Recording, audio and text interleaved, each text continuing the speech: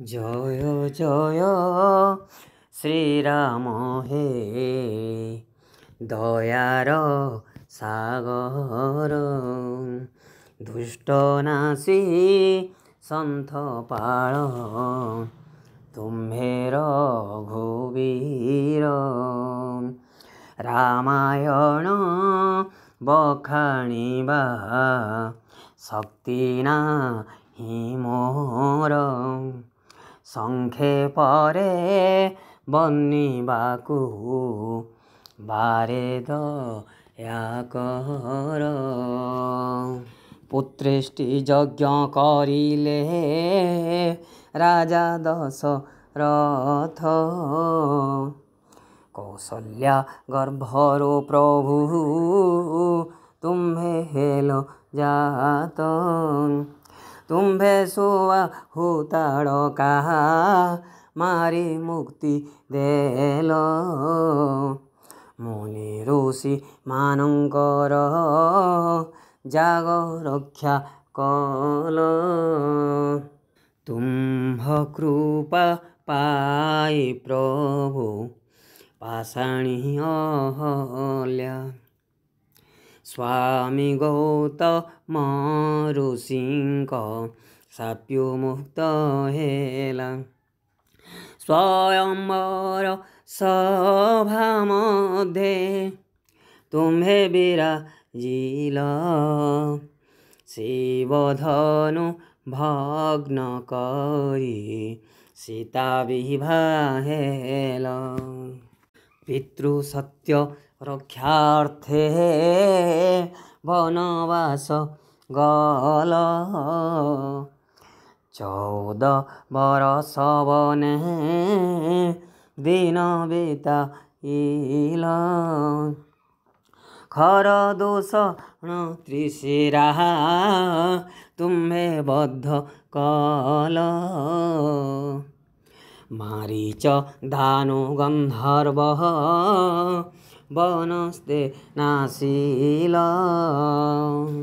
ତବ କୃପା ପାଇ ଗୃଧ୍ର ରାଜପକ୍ଷୀବର ଅବିରଳ ଭକ୍ତି ମାଗି ଗଲା ସ୍ୱର୍ଗପୁର ସବରୀ ଆଶ୍ରମେ ଯାଇ ତୁମ୍ଭେ ଉଭା ହେଲ ତାହାର ଜୀବନ ପ୍ରଭୁ ସାର୍ଥକ କରିଲ। କିଷ୍କିନ୍ଧ୍ୟାରେ ବାଳି ମାରି ସୁଗ୍ରୀ ରାଜା କଲ ତାହାକୁ ବୈକୁଣ୍ଠ ଧାମ ତୁମ୍ଭେ ପଠାଇଲ।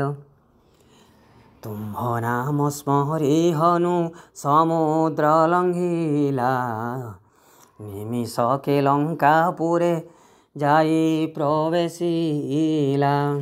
ଅଶୋକ ବନକୁ ହନୁ ଛାରଖାର କଲା ଅକ୍ଷୟକୁ ବଧି ଇନ୍ଦ୍ର ଜିତେ ଯୁଦ୍ଧ କଲା ନାଗଫାସ ବନ୍ଧନରେ ବାନ୍ଧି ହୋଇଗଲା ଲଙ୍କାପୁରେ ଯାଇ ସ୍ୱର୍ଣ୍ଣ ଲଙ୍କା ପୋଡ଼ିଦେଲା।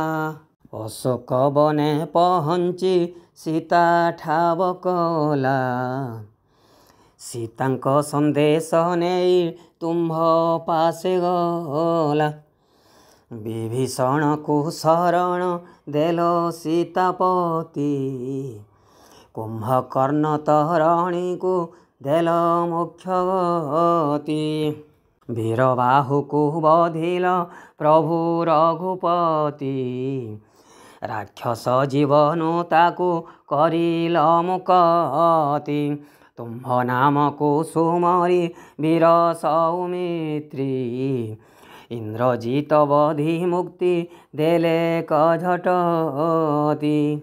ତୁମ୍ଭ ନାମ ସ୍ମରି ହନୁ ପାତାଳକୁ ଗଲା ମହୀୟହି ରାବଣକୁ ଅଚିରେ ମାଇଲା ରାବଣକୁ ମାରି ପ୍ରଭୁ ସୀତାଙ୍କୁ ଆଣିଲ ସ୍ୱର୍ଣ୍ଣଲଙ୍କା ଗଡ଼େ ବିଭୀଷଣେ ରାଜା କଲ ବନୁ ଫେରି ଅଯୋଧ୍ୟାରେ ତୁମ୍ଭେ ରାଜା ହେଲ।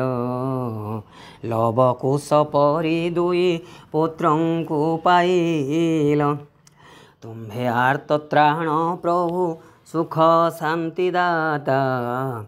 ତୁମ୍ଭେ ବାଞ୍ଛା ନିଧି ପ୍ରଭୁ ଗତି ମୁକ୍ତି ଦାତା। ଉକ୍ତ ରାମାୟଣ ଯିଏ ଶ୍ରବଣ କରଇ ଦୁଃଖ ଶୋକ ତେଜି ସେହୁ ବିଜୟ ଲଭଇ। ଏମନ୍ତେ ବର୍ଣ୍ଣନା କଲି ରାମାୟଣ କଥା। ଭୁଲ ଥିଲେ କ୍ଷମା ଦେବ आहे सर्वश्रोता।